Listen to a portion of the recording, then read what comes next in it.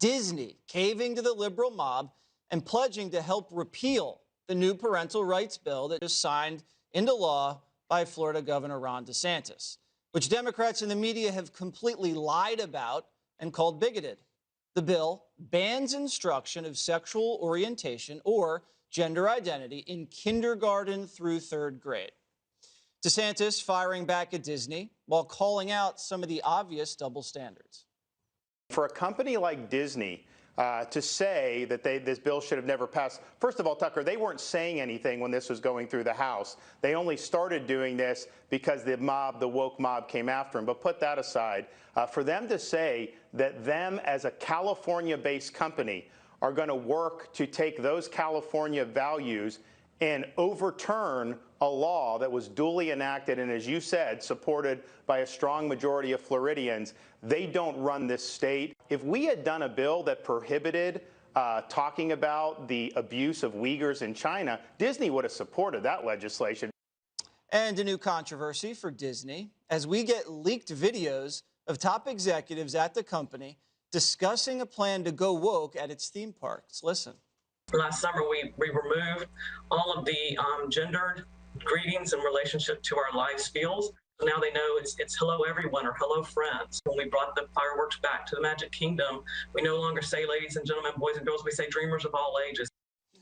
Gender neutral Disney, Greg. By the way, what? Sorry, but when you can't even say ladies and gentlemen anymore, or boys and girls, what is happening in the world? Sorry, but would you like to go ahead? I was going to ask Greg. It's just like, it's so nuts. Here's with your, very, very rude My apologies. habits. It's supposed to be classy. I think I just had a stroke. It was a British outburst of rage. Goodness, but my heart honestly, it's so pathetic, isn't it?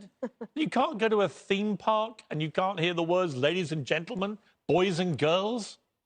I mean, what's going on? Greg, I interrupted you. What is going on, Peter? I'll tell you what's going on. What is going on? Let me tell you in my best posh accent. Do you mind if I just expand on why I think it's nuts? Is what you've got, and I discussed this with you last night on your show, you've got this small group of very vocal, very woke people, very active online, and they bully companies into following their narrow worldview.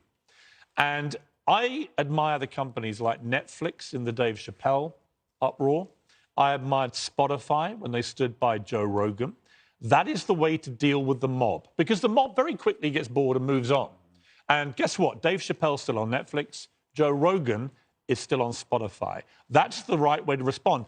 Disney began this with their new CEO saying, we're not going to be political. Great, because, by the way, if you are going to be political, as DeSantis rightly pointed out, then let's hear what you've got to say about the genocide of the Uyghur Muslims in China, which we'll never hear from Disney because they make too much money from the Chinese box office market. So if you're going to be political, be consistent morally and in terms of your apparent outrage.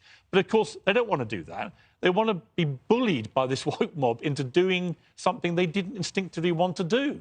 And now they're being sucked in, aren't they, into this woke trap. And if you apologise, by the way, it never stops. The moment you apologise, they keep coming. And it looks like this woke mob, Judge, probably came from Disney itself. You had a lot of really loud employees, probably in their 30s and 20s, just screaming at executives, don't say gay, don't say gay. And then they reacted and overreacted. Okay, two things. The bill doesn't say don't say gay. Right. That's number one. The second point is, since when do California values, since when should they be instilled in Florida?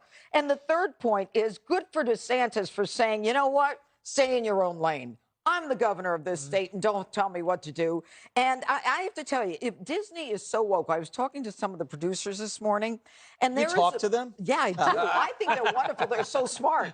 Anyway, they were talking, and they have young children. They said there's a movie that Disney did called Turning Red, and that the kids are so mean to each other, and that they call each other losers. And the one producer in particular said, you know, they should explain why they're teaching our kids to be mean and call each other names and like losers while they're trying to make like they're the peacemakers on earth. They're including everyone when they're really not. And so I just think Disney ought to stay in their own lane. Should we get to Greg now? Yes. Why not? I don't think they've gone far enough. I think Tinker Bell should be a dude. A big, strapping dude. But, you know, Tinker Bell. To Pierce's point, wokeism has this enormous superpower, which it could take stuff that you loved, you really loved, and it could turn it to poison, whether it's pro athletes that you admired, or TV shows that you watched, or musicians. The Land of Lakes butter. Yes, exactly. I missed that woman on there. But the interesting thing about it is they offer no replacement for what they intend to destroy. So they go there, they go, okay, this has to be this way because you're an oppressor. This is evil and corrupt. But then you go, what do you do? And they go, well, we don't have any creative skills. We don't have actually any talent. Our only talent is to condemn you. And then we move on. The bill, like you said, does not say, it never says do not say gay. But the thing is, the media knew that. The Dems know that, but they colluded to manufacture the story just the way they buried the laptop story. They created and manufactured this story because they are terrified of DeSantis becoming a candidate because they know he's going to crush the Democrats. There's another thing, too, about it kind of bugs me that they keep calling this bill controversial. And it's controversial because it was misrepresented. But also, when you look at it, it's like, don't teach gender and sexuality to kids 3rd grade and under. How is that unreasonable? My counter view is if you really want to talk to a 5-year-old or a 7-year-old or an 8-year-old about their sexuality and gender, that's on you. You're a pervert. You're a weirdo. I don't give a damn if you're a teacher or a sex ed. There's something weird if you want to share your sexuality. Like, I want to tell little Billy that I am a pansexual woodland nymph. You know, it's like, then you know what?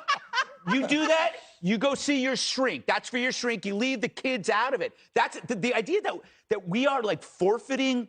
We're forfeiting this high ground because we're scared of being called, I don't know, homophobic. Sensitive. BS, man. When Greg brought up about teaching people at that age about sex and things like that, in Florida, they don't have sex education until 6th grade.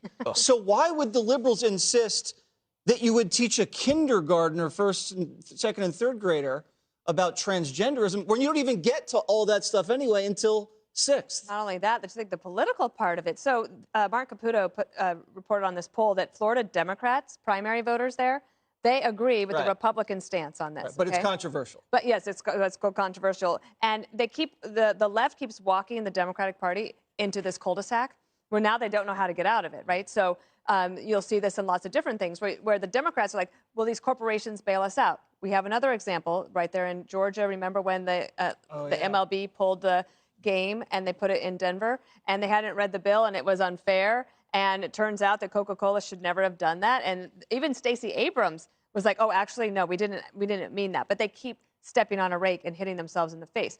Worker retention and employee satisfaction is super important. Right now, we have 4 million people resign their jobs in February and move to other jobs. There's a 3.7% unemployment rate. That means that employers are in this position of how do we keep people happy?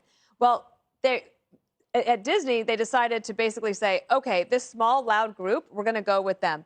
There's a small group of conservatives that work at Disney as well. And That's they came out a couple weeks ago that what said, about all the what about conservative us? Disney employees? Yeah.